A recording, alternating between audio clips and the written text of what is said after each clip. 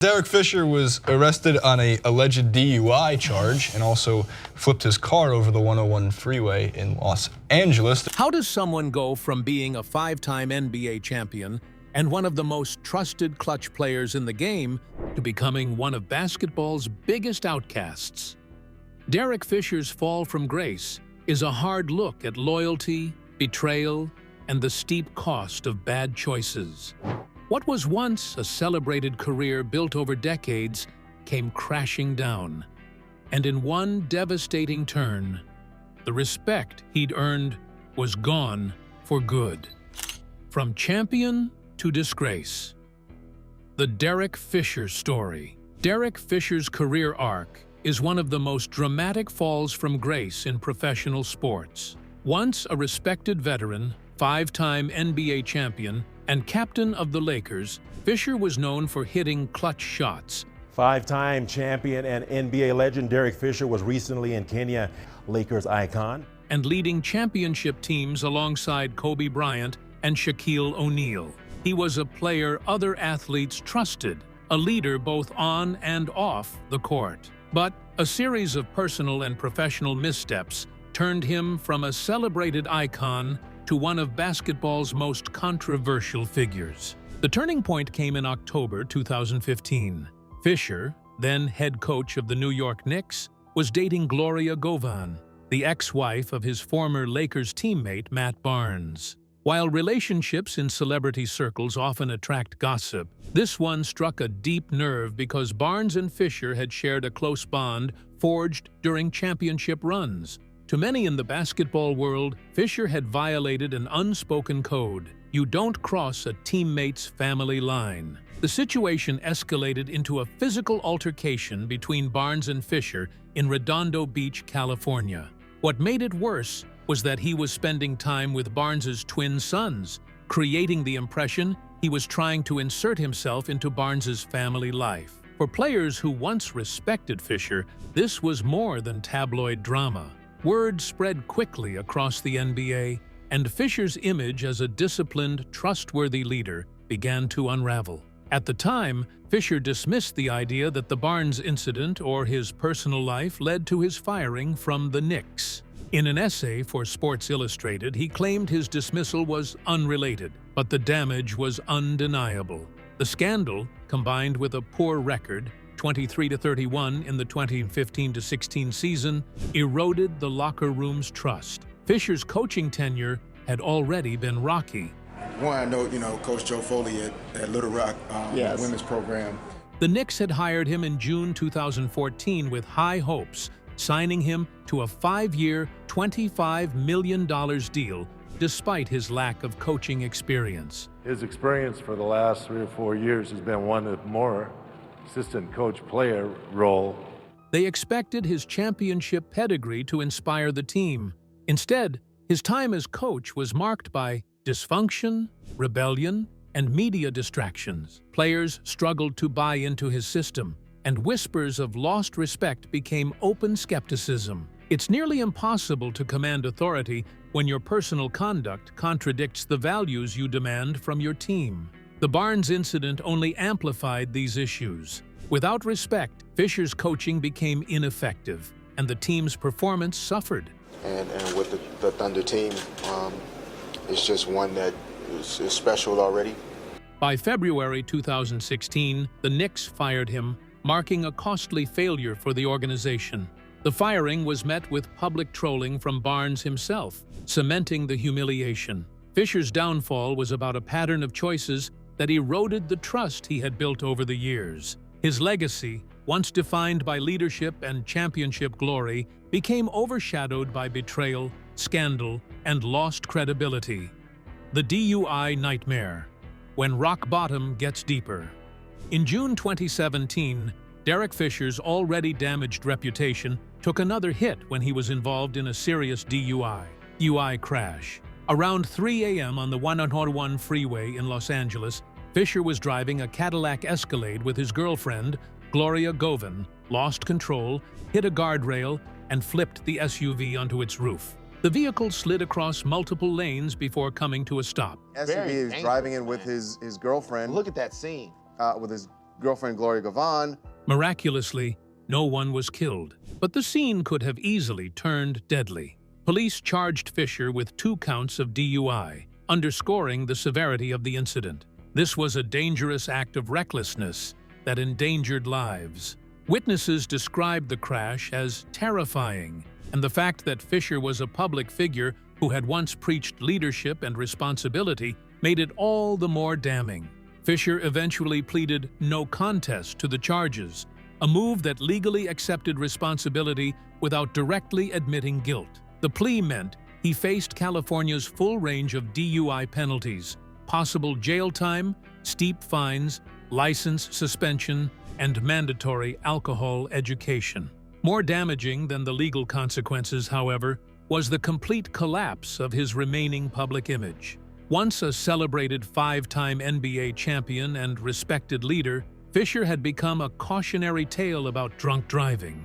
In less than 2 years, he went from giving inspirational speeches to serving as a real-life warning of how quickly poor choices can destroy a career, a reputation, and potentially lives. This crash marked the point of no return in his fall from grace.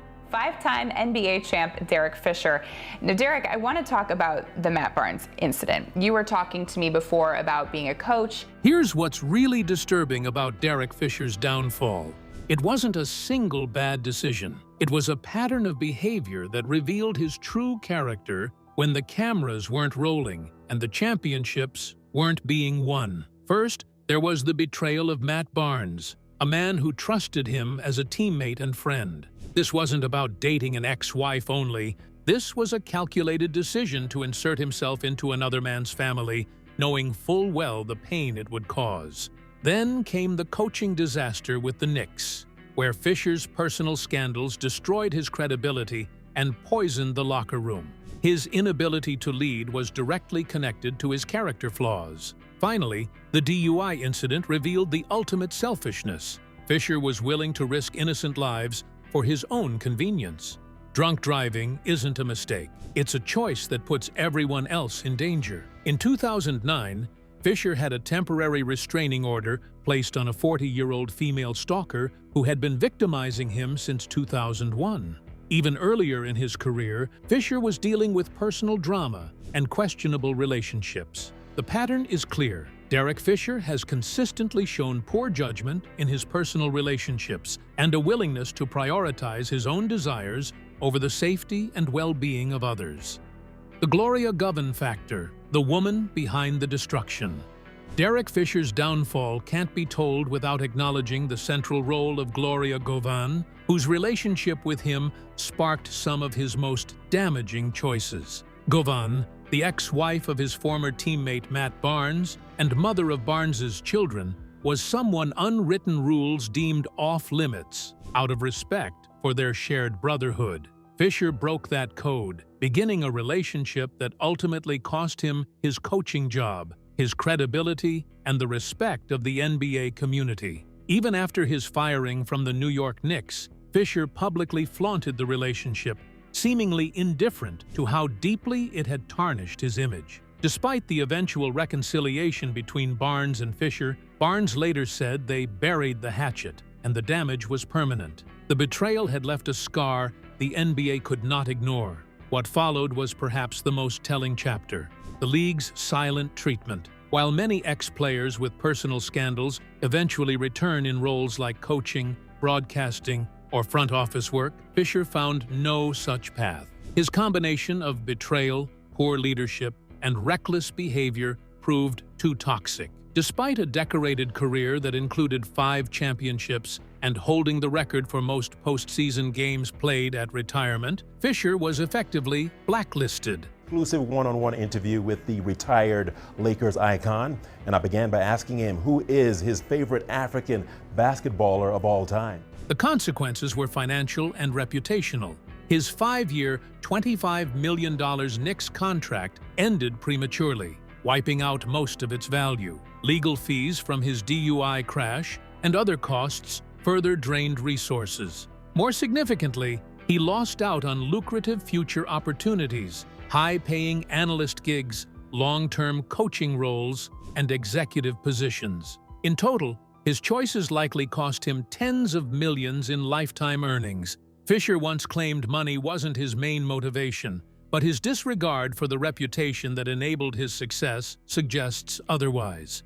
In chasing a relationship that broke bonds of trust, he sacrificed not only his standing in the sport he loved, but also the financial security that came with it. The social media mockery. In the digital era, Derek Fisher's downfall has been immortalized online. Every misstep, from his feud with Matt Barnes to his DUI arrest, has been captured, shared, and turned into memes. Barnes's social media taunts after Fisher's firing from the Knicks went viral, cementing Fisher's image as a villain. For younger fans, he's no longer remembered for clutch playoff moments, but as a cautionary tale of personal and professional failure. Fisher's disastrous Knicks tenure only deepened the stigma.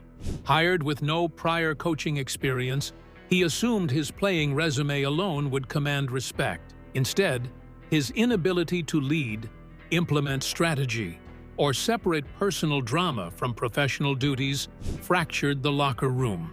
Star players like Carmelo Anthony and Kristaps Porzingis lost faith, performance tanked, and the Knicks cut ties less than 2 seasons into their 5-year contract. These failures, combined with his betrayal of Barnes and reckless DUI crash, raise a deeper question: who is Derek Fisher really? On the court, he was a 5-time champion known for big moments. Off it, he repeatedly showed poor judgment, prioritizing personal desires over loyalty and responsibility. Athletic success, his story proves, doesn't guarantee moral character. Unlike other disgraced athletes who find redemption, Fisher never sees the chance to rebuild his reputation. After his DUI, he could have become a vocal advocate against drunk driving, but instead offered half-hearted apologies and avoided full accountability. Even Barnes eventually made peace with him, but the basketball world stayed cold. Today, Fisher is far from the NBA spotlight, coaching at Crespi Carmelite High School in California. He's gone from Madison Square Garden to a high school gym, from millionaire athletes to teenage prospects. A short-lived stint on Dancing with the Stars also ended in early elimination, failing to rehabilitate his image. His fall from grace is a stark reminder. In sports and life, respect and opportunity can vanish overnight when bad decisions pile up. Fisher's legacy now lives less in championship highlights and more in the cautionary space between wasted potential and self-inflicted exile. The victims of Fisher's choices. While we've focused on Derek Fisher's downfall, it's important to remember that his actions had real victims, people whose lives were negatively impacted by his selfish decisions. Matt Barnes had to watch another man try to replace him in his children's lives. The betrayal was deeply personal, affecting his relationship with his own kids. The drivers on the 101 freeway, the night of Fisher's DUI, could have been killed by his reckless behavior. Families could have been destroyed because Fisher chose to drink and drive.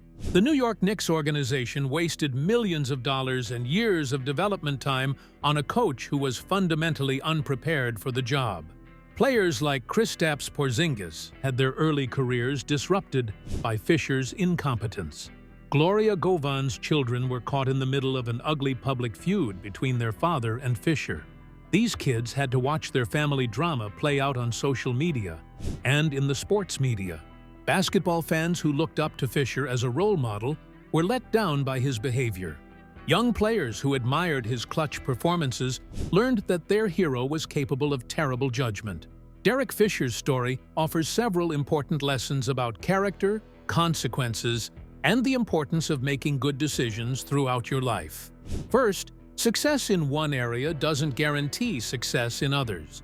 Being a great player doesn't automatically make you a great coach or a good person.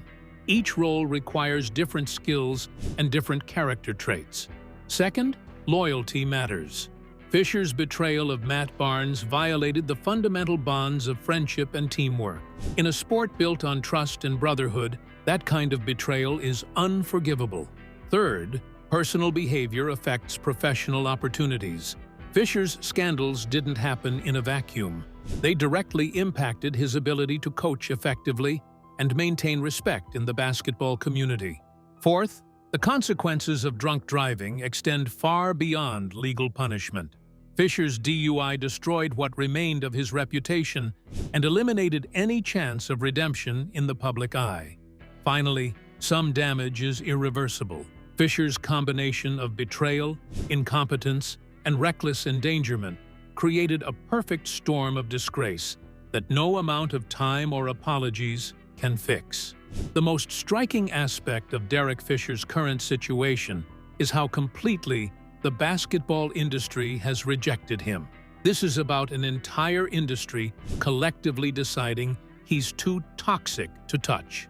NBA coaching positions regularly open up, but Fisher's name never appears on candidate lists. Broadcast networks hire former players as analysts, but Fisher never gets considered. Front offices bring in former stars as consultants, but Fisher isn't welcome. This level of industry-wide rejection is rare and speaks to how completely Fisher destroyed his reputation. The basketball world has essentially declared him persona non grata, unwelcome in any meaningful capacity.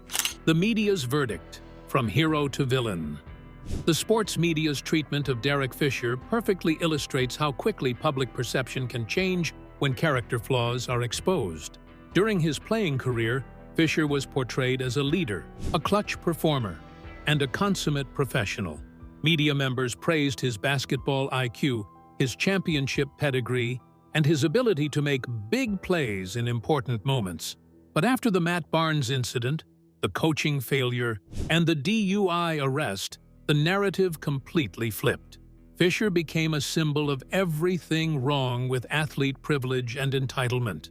Media members who once praised him began dissecting his character flaws and questioning his decision-making.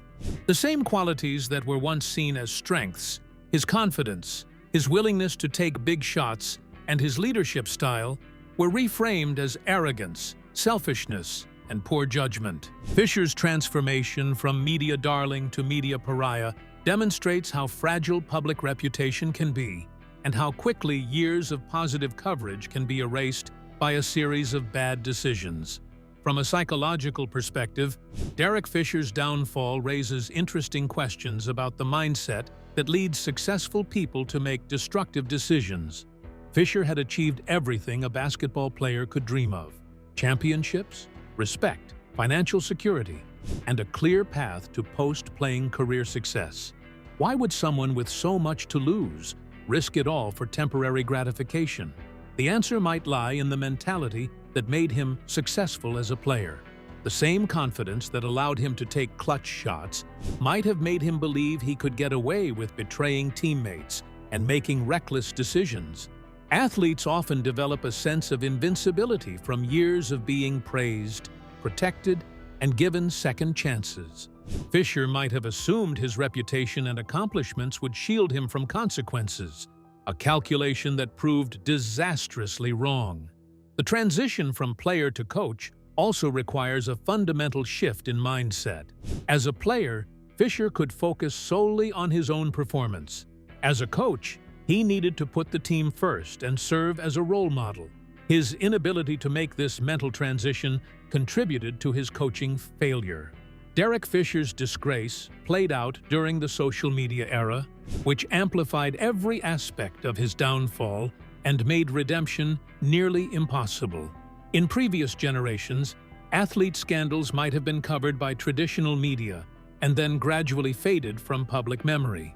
But Fisher's mistakes were documented, shared, and preserved forever on social media platforms. Matt Barnes's social media posts mocking Fisher after his firing went viral, ensuring that millions of people saw his humiliation. Memes about Fisher's coaching incompetence and personal scandals spread across platforms, embedding his failures in internet culture. The DUI arrest was covered not just by sports media, but by entertainment outlets, legal blogs, and social media influencers. The story reached far beyond basketball fans to mainstream audiences who learned about Fisher primarily through his mistakes. This digital amplification means Fisher's reputation cannot recover through the natural passage of time. His scandals are just a Google search away, permanently accessible to anyone curious about his story. The comparison game: Fisher versus other fallen stars. To understand how complete Derek Fisher's fall from grace has been, it's useful to compare his situation to other athletes who have faced serious scandals. Many athletes have overcome DUI arrests, coaching failures, or personal controversies to rebuild their careers. But Fisher's combination of betrayal, incompetence, and reckless endangerment created a perfect storm that made redemption impossible. Other athletes who betrayed teammates or violated codes of conduct often showed genuine remorse, took responsibility for their actions, and worked to make amends. Fisher's approach was more defensive, offering legal non-admissions rather than heartfelt apologies. The coaching element also sets Fisher apart. Most failed coaches can point to circumstances beyond their control or gradual improvement over time. Fisher's coaching tenure was such a disaster that it actually made his scandals worse by demonstrating his fundamental lack of character and leadership ability. After examining all the evidence, the betrayals, the failures, the criminal behavior, and the complete lack of accountability, it's clear that Derek Fisher's exile from basketball represents justice served. This isn't about one mistake or a momentary lapse in judgment. This is about a pattern of behavior that revealed Fisher's true character when he thought nobody was watching, or when he believed his reputation would protect him from consequences. The basketball community's rejection of Fisher sends an important message. Athletic success doesn't excuse moral failure. Championships don't grant immunity from consequences. And some lines, once crossed, can never be uncrossed. Fisher had every advantage: talent, success, respect, and opportunities. He squandered all of it through selfish decisions and poor judgment. His fall from grace wasn't the result of bad luck or unfair circumstances. It was the inevitable consequence of his own actions. Derek Fisher went from five-time NBA champion to a cautionary tale, undone by poor choices and damaged character. Once known for hitting clutch shots, he's now remembered for betraying a teammate, failing as a coach, getting a DUI, and dodging real accountability. His fall from grace cost him his place in the basketball world, with the community making it clear he's no longer welcome. What do you think? Does Derek Fisher deserve a second chance? Or has his pattern of poor decisions earned him a permanent exile from basketball? Let me know in the comments below.